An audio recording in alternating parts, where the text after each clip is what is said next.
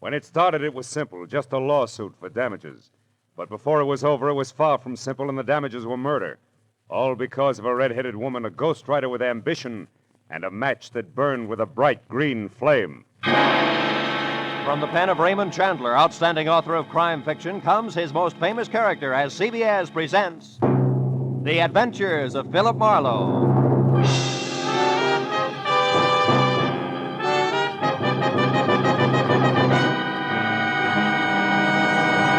Now, with Gerald Moore starred as Philip Marlowe, we bring you tonight's exciting story, The Green Flame.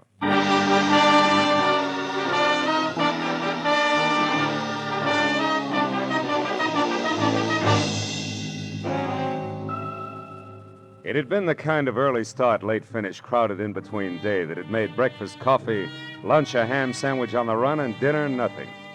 So by the time it finally ended, it was pushing 9 o'clock, and I was both a little tired and a lot hungry.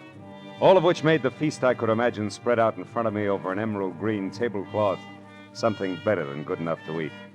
Blue Point oysters on a half shell, a Caesar salad, veal scallopini topped with mushrooms the size of silver dollars. Oh, I was ready for it. Yes, well, the oysters once again became a blue ashtray. The scallopini a notebook. The green cloth underneath all, my desk blotter. Hello, Marlowe speaking. Dodie Whitmore, Marlowe. Ever hear of me? I have. I've also heard you own half a dozen screen magazines, a local radio station, and a daily published for the motion picture industry called the Hollywood Trades. Does that cover it? Not quite. Today I acquired something else. A libel suit for $100,000 that was just slapped against the trades by a has-been actor named Bradford Colby, which, Marlowe, is the reason I'm calling you. Oh? So drop whatever you're doing, boy, and get over here to the Whitmore building. Whitmore building? We're on El Centro near Gower, and closed tomorrow's Sunday, no addition. Figures. When the night watchman lets you in, turn left, keep walking till you get to an office numbered 116. You got that? Yeah, 116. But if you don't mind, Miss Whitmore, I'd like to do something. I'd like to eat first. Make it coffee and a ham sandwich at the outside and get over here fast. Coffee? Look, Miss Whitmore, I'm starving. Marlowe, how much do you get a day? 25 in expenses. Why? I'm willing to pay 125, and you keep track of the expenses. Now what do you say, boy? Boy says coffee and a ham sandwich will leave him stuffed. Goodbye, Miss Whitmore.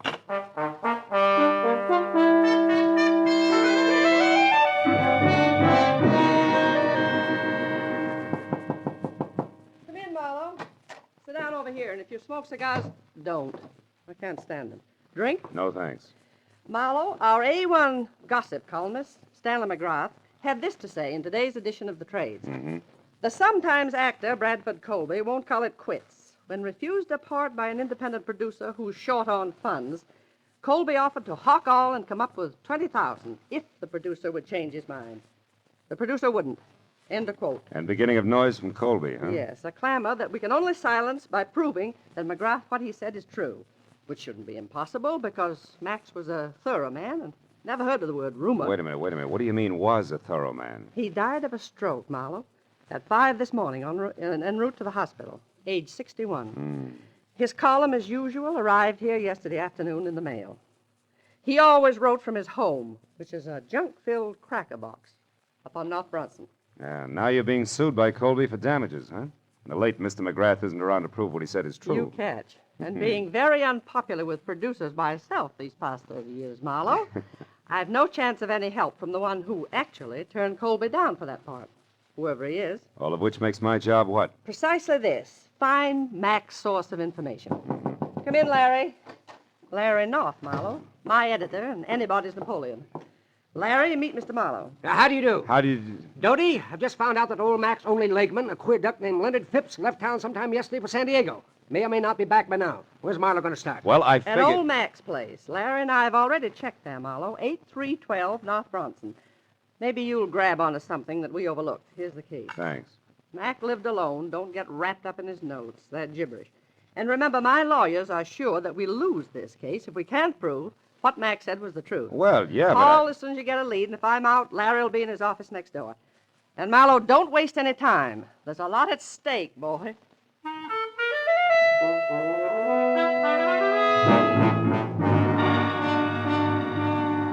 What Dodie Whitmer had labeled a cracker box turned out to be a 5-room, slightly beat-down, almost square house set back some 50 carelessly landscaped feet from a high stucco wall that said the late Mr. McGrath had lived alone and liked it.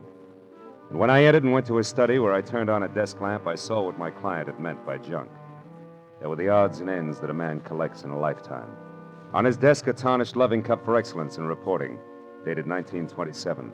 Beyond that, on the mantel, an autographed picture of Teddy Roosevelt, and next to it, a paperweight from Niagara Falls.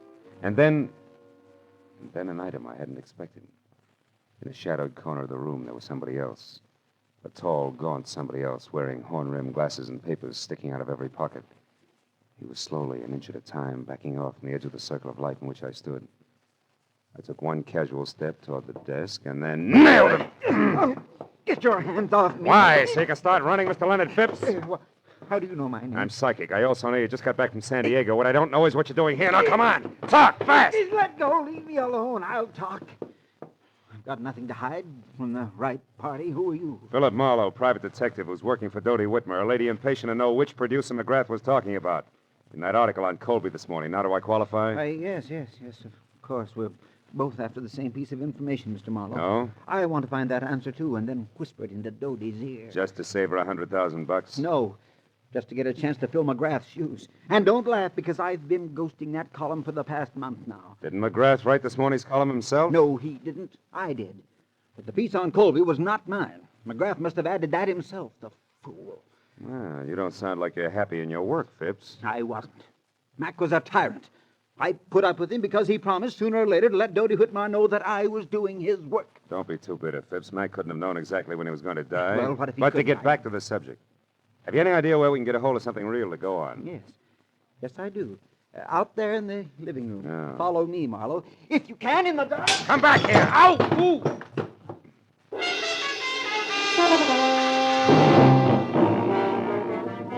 By the time I got to my feet, Phipps was gone. I found another lamp in the dark, turned it on, and started for the telephone. But then I stopped. In the center of the floor, where it must have fallen when the leg man made his wild break, was a wrinkled piece of paper. When I picked it up and turned it over, I was suddenly glad that Mr. Phipps had gotten away because, in his hurry to leave, he had dropped his checkoff list for Operation Bradford Colby. There were a half a dozen producers crossed off above the notation Mac's Place, but below that, and not yet discounted, was a name I'd never heard before, Sherry Sheldon. At that, I called Dodie Whitmer, gave her a quick rundown on what had happened with Phipps, and then tossed the name Sherry Sheldon in. She talked it over with Larry North before she answered. But when she did, I knew that finally we were all getting someplace. Marlowe, this is good. Larry tells me that Sherry Sheldon is the ex-Mrs. Bradford Colby. Oh? And better than that, a redhead with temperament to match. That kind'll talk. Mm-hmm. Any idea where this item lives? Yes, a bungalow on Cherimoya, 5800. 5800, huh? Larry says it's a quiet, dead-end street, but not to let that throw you. Because from what he's heard about the lady herself, she's very much alive. So play it smart, boy. You're probably in the big time now. Good luck.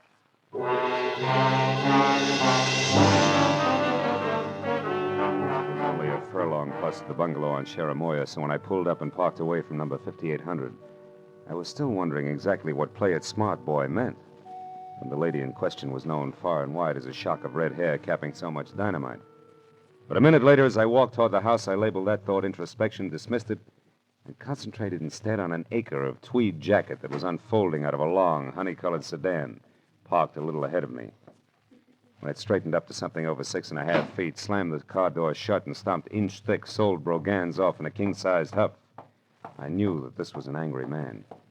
And in the next second, I knew that it and the thespian Bradford Colby were one and the same. When Colby got to Sherry's doorbell and jabbed at it impatiently for attention, I ducked below a hedge nearby. When the door opened and then slammed shut again, I left the hedge in favor of an on-the-bias palm tree that bowed toward Milady's chamber, where I could both see and hear what had to be an exciting reunion. You said that you knew something that couldn't fail to intrigue me on this of all days. So now that I'm here, start intriguing, Sherry, darling. All right. How's this for a starter? I want, to the penny, exactly 1/2 of the money you're going to get from Dodie Whitmore. Oh, Sherry, how droll. Now, why in the name of the great American dollar do you think I'd give you so much as a sly glance at that delightful little fund? For 2 reasons. The first, I deserve it for putting up with both you and your abominable conceit for exactly 1 year. Still droll, darling. Go on, keep laughing, Mr. Colby. Keep laughing while I light my cigarette with one of these matches, these cute ones that burn with a green flame. Where did you get those? In a little known lodge out beyond Malibu called the Green Flame. Don't you remember, darling? I ran into you there one day last week when you were having lunch with a mysterious stranger whom you tried to keep me from seeing. You nasty little sneak, Sherry. When you were so engrossed in keeping yourself between me and your guest that you left this souvenir book of matches at the bar after you graciously lit my cigarette for me. What of it? They give those matches out by the thousands. That they do, but, Brad, dear, they all don't have numbers penciled on the inside. Numbers? What numbers are you talking about? Now who's being droll? What are you getting at, Sherry? This. I had a call a minute before I got in touch with you from a delightful gentleman who's very interested in what I'm getting at. So here, take your stupid book of matches and get out. No. I don't need them anymore. No, wait, Sherry. Now, please. Brad, I am going to have exactly 1/2 of that easy money that's coming your way. And after the gentleman I mentioned and I get together, I may want more. So don't say anything you'll be sorry for later on. Oh, Just Sherry. get out now. And don't come back until I send for you. Dear Brad. It was the better part of a minute before Colby the actor quit running the gamut of theatrical expressions indexed onto hate, and Colby the man stopped biting down hard on his lower lip. Then, without another word, he slammed out of his apartment, ran to his car, and started off. I waited long enough for the steam in the room to condense, and then I walked to the front door and rang the bell delicately, the way I imagined a delightful gentleman like Mr. Leonard Phipps might. Yes? Can I help you? I think so, Miss Sheldon. It's only a matter of a simple question. Did you give that Brad Colby story to McGrath yesterday? Wait a minute. Who are you? Why, Leonard Phipps, of course. I talked to you on the phone, remember? Oh, yes. It was only half an hour ago, Mr. Phipps, and yet in those 30 minutes, it's surprising how your voice has gone from tenor right down to bass. Good night, Dad. Not so fast, baby. It's hard on my shoe shine. All right. Come in. I'll tell you what you want to know.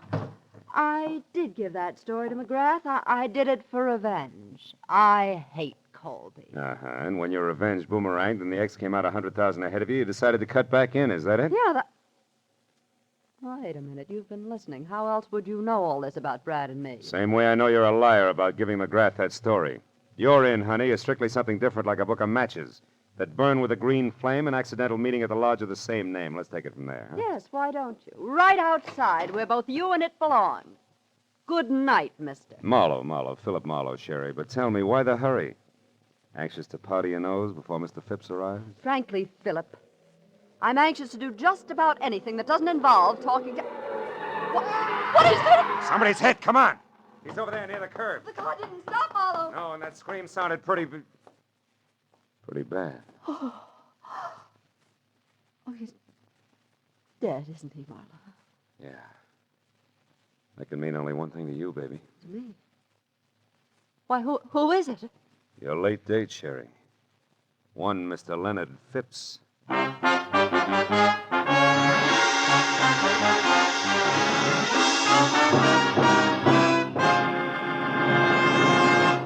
In just a moment, the second act of The Adventures of Philip Marlowe. But first, on a special program, One Great Hour, later tonight on CBS, President Harry S. Truman will be joined by Gregory Peck, Ila Lupino, and Quentin Reynolds to tell the story of what American religious groups are doing to bring relief to the world's war-stricken people. Be sure to hear One Great Hour tonight at 10 o'clock Eastern Standard Time over most of these same CBS network stations. Now, with our star, Gerald Moore, we return to the second act of Philip Marlowe and tonight's story, The Green Flame.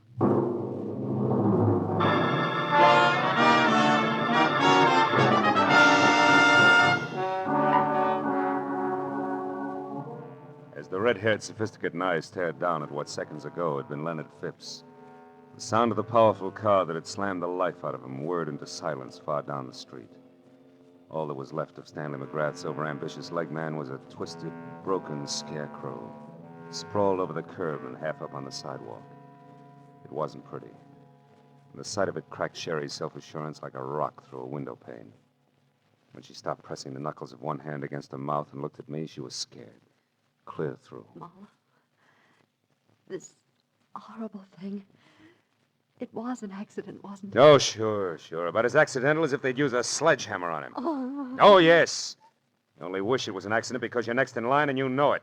Remember, he was on his way to see you when this happened to him. I don't know what you mean. I mean, it's a high-priced game, baby, and they're playing for keeps. So you better level with me and fast. What's so important about those green matches? I don't know. You're a liar. You're going to wind up looking like Phipps here before the sun comes up. No, And stop tell me it. the No, truth, you no. little fool. Come on. Oh, I am, I swear. Phipps called me because he thought I might have given McGrath that story on Brad, but I didn't. And why was Phipps still interested? Why did he want to talk to you? Because I told him I'd seen Brad with someone at the Green Flame last week, and that Brad was very upset when he found me there. All right, who is he with? I don't know. That's not the impression you gave your ex-husband, beautiful. I was swinging in the dark, Marlowe.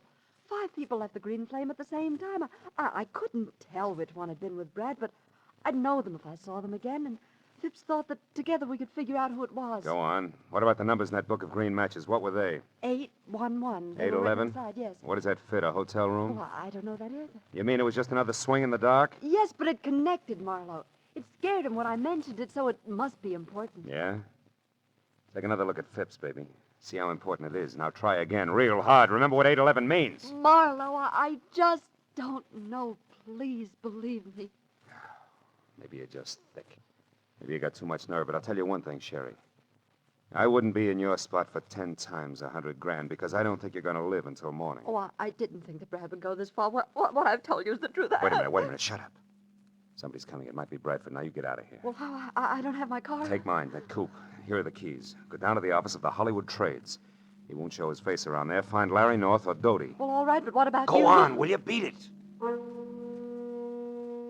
I stepped into the shadows of the trees that bordered the walk and waited. I heard Sherry slam the door on my car and burn $5 worth of rubber off my new fist tires getting away. A second later, the visitor I was expecting showed up, but it wasn't Brad Colby. It was Larry North. He ran 3 bustling steps out into the street and watched my coupe scoot out of sight. Then he spotted the corpse. His mouth fell open and he tiptoed slowly toward it like he was afraid he might wake it up. When I moved out into the light, he saw me and turned. Marlowe! Do you know about this? Who is it? It's Leonard Phipps. Phipps? McGrath's leg man? Yeah. Driver didn't so much as look back. What a stinking break. Phipps in a hit-and-run accident at a time like this. Look, you jump to your conclusions, North, and I'll jump to mine. Eh? What do you mean? Phipps knew something fishy about that item in McGrath's column, and Sherry Sheldon knew something fishy about Colby. So from where I stand, Colby couldn't afford to let them get together. No accident? That's a daring observation, Marlowe. For $100,000, I know plenty of guys who do a thing like this every day in the week. You can buy a lot of distance with that kind of money. Hey, you're right, of course. What exactly does the Sheldon girl know? Did you find out? Only partly. Bradford's mixed up with someone else on this deal. Sherry doesn't know who, but if we can get the other tie-in, she'll be able to identify that person on sight. Yeah. Well, did she have anything else? Number 811 in the book of matches. Mean anything? 811? No. Hey, no, hey, no. hey, come on, North. Quit Yeah. staring at him. You're making yourself sick. Let's get out of here. Yes, all right. I guess I better. Bradford Colby must be out of his mind. Maybe. I'll let you know. I'm going to drop in on him now before the cops do and check my theory over with him. Where does he live? Yeah, on Wilcox, a villa in the Midcliff Gardens. Marlowe, I'm going in and talk to Sherry. Maybe I can find out who Colby's working with. She's not here. I sent her down to the paper in my car to stay with you or Doty until things Yes, cool but off. Doty isn't there. She went out for some reason right after you called. There's no one there now but the night watchman. Oh, great. Now, look. Drop me off at Colby's place, and you get down there and find Sherry. She's worth $100,000 to Doty Whitmer, but only if she lives. Now, let's go. While the natty little Napoleon in the elevator scurried off to fetch his car, I ran inside, put a fast call through to the police, and submitted the shortest report on record of a hit-and-run death. By the time I got back, North was waiting at the curb with the door open. I piled in beside him, and 10 minutes later, we glided to a stealthy stop on Wilcox at the ivy-covered archway over the Midcliff Garden gate. Neat slices of amber light poured through a big Venetian blind on the window of a villa at the rear of the court, which North identified as Colby's. And in the same breath reminded me that the actor was a strapping 6'6" and a desperate man. He urged me to be careful, and I urged him to hurry, and as he left, I walked toward the big window and saw Bradford inside, slumped deep in the lap of a suede easy chair, doing a solo with a bottle of Paul Masson champagne, and looking about as desperate as a sleepy St. Bernard. I walked around to the front door, decided to try the shock treatment to blast him out of his blasé attitude. Yes, what do you want? Get inside. Go on, move! Take your hands off me. You might have gotten away with that trumped-up suit for damages, Colby, but you're not going to get away with murder. You killed Leonard Phipps, didn't you? What are you raving about? Who's Leonard Phipps and who are you? Name's Marlowe, and I'll tell you something, Colby. The only reason I'm not busy knocking your head off at this minute is because I want to hear the whole story right from the top. Now, first, who wrote that item in McGrath's column for Are you mad? McGrath wrote it himself, the venomous little creature. He and Dodie Whitmer used that to damage my reputation, and now they're going to pay for it. Oh, stop it. You knocked your reputation into a cocked hat every time you step in front of a camera. Well, Your damage suit's a phony, and you know it. Now, where's that book of matches with the famous 811 inside? 811? Mm-hmm. Oh. Oh, yes. Those that burn with a green flame. right. Yes, You've been Yes, talking yes. with my imaginative ex-wife, I see. She's burning with quite a green flame herself, isn't she? How that woman hates to see me get ahead. Never mind. Where is it? If you'll allow me, Marlowe, I'll just answer this. Hmm. Bradford Colby speaking. I see. Yes, I heard. That's right. I'll do my best, darling. At least 10. Now, goodbye, Helen. Just an old friend, Marlowe. You can let your eyebrow down again. Helen, huh? You know, you always were a lousy actor. I'm getting a little sick of you, Colby. And I've got a hunch I'm due for quite a stall, so start talking, huh? Where's that book of matches? Easy, Marlowe. Take it easy. Here it is. Come on, let's see it. Of course. Here, take a good look. Oh! What a character. Up to your chin in trouble and you make waves. Lousy snoop! Oh! Yeah, that does it. Tough guy. You're not leaving, Marlowe. You're staying right here. And just to make sure... No, you don't, Colby. Oh! You sucker. Should have loosened your corset. I waded through the chunks of glazed ceramics that Colby had smashed on my head and worked hard to hold back the wave of darkness that kept rising up under me until I made it to the kitchen, where I splashed a few quarts of cold water on my face. Then I went back. Colby was still holding down the hooked rug he landed on, and the book of matches that had started the argument was on the floor beside him. I picked it up and opened it. The number was there, inside, written in blue wax pencil. But I thought I'd made a mistake. Until I realized that maybe Sherry Sheldon had made the mistake. When that idea hit me, it brought another one along, and I remembered that Colby had received orders by phone to delay me. Oh, my... Then I knew I'd better hang onto my head and move, but fast. I rolled him over and found the keys to his car. I was halfway out the door when he came to. Stop! Come back. You can't leave here. It's my exit, not yours, ham-bone. Good night.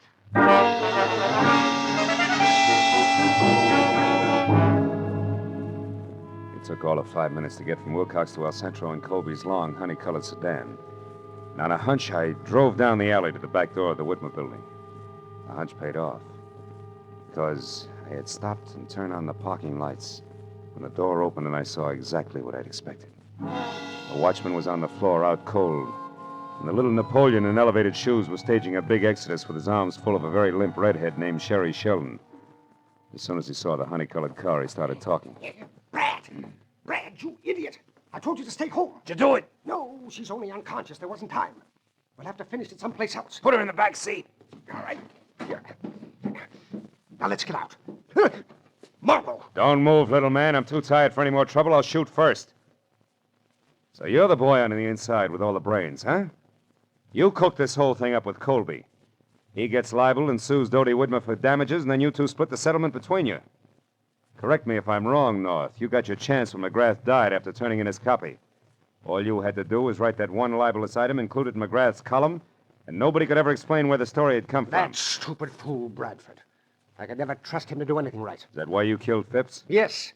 And if Brad Colby had held on to you for another 5 minutes, I would have had time to get out of here. Yes, and so would I. Cherry, are you all right? No, not yet. Hey! No! Oh. Where he and Brad are going, Marlowe, I'd never get another chance to even the score. Oh, baby. You handle a spiked heel like Babe Ruth handled a bat. He's out. Yeah, but Phil, you should see what he hit me with. Oh, brother. Come on, beautiful. It's time to turn out the lights, get in touch with Dodie, and call the law. Let's go.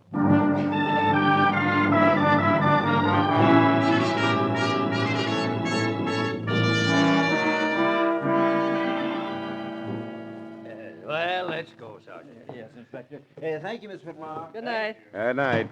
Well, I'm glad those cops and the cigars are gone. Here, kids, help yourselves. You both look like you need it. This you can say again. And how I need it.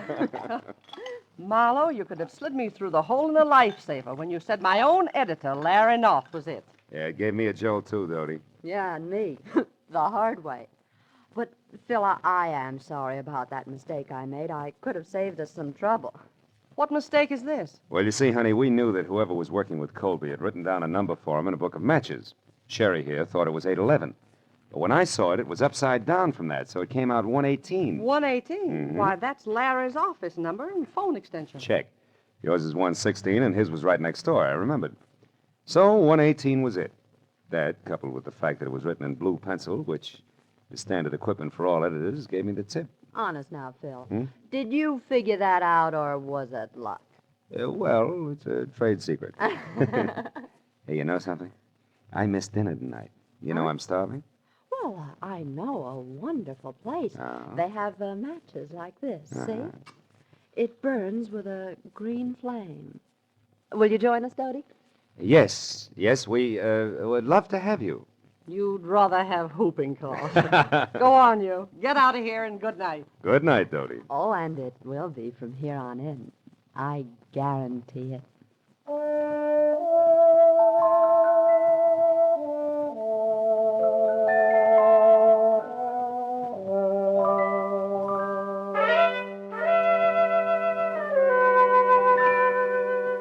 A wonderful supper was waiting for us at the Green Flame restaurant. It was all arranged by a call from Dodie. And it waited until it got cold because we didn't show up to eat it. There was something about the moonlight glinting on the ocean, and a certain stillness in the morning air that made food seem somehow unimportant.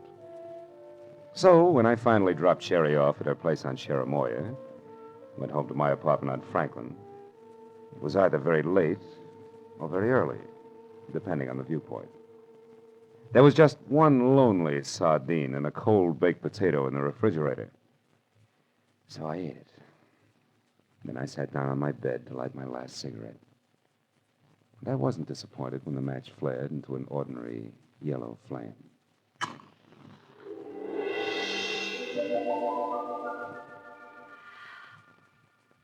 Good night, Phil.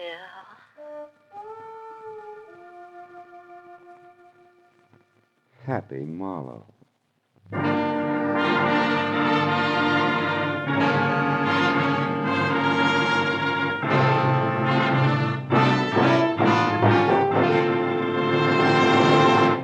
The Adventures of Philip Marlowe, created by Raymond Chandler, star Gerald Moore, and are produced and directed by Norman McDonald. Script is by Mel Donnelly, Robert Mitchell, and Gene Levitt. Featured in the cast were Fay Baker, Larry Dobkin, Myra Marsh, Howard McNear, and Parley Bear. The special music is by Richard O'Runt. Be sure and be with us again next week when Philip Marlowe says... It was a grim joke that started when 6 heirs came to an ugly house on a rain-swept island to hear a madman's will. But the joke soon turned to murder, and in the end it was hard to tell who had the last laugh.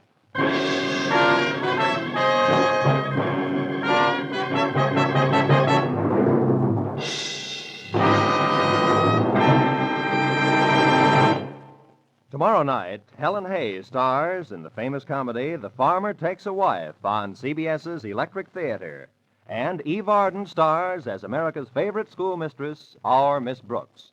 You'll delight in the expert comedy of these two great feminine stars when the Electric Theater and our Miss Brooks come your way tomorrow night over most of these same CBS network stations. This is Roy Rowan speaking. Now, stay tuned for Gangbusters, which follows immediately over most of these same stations.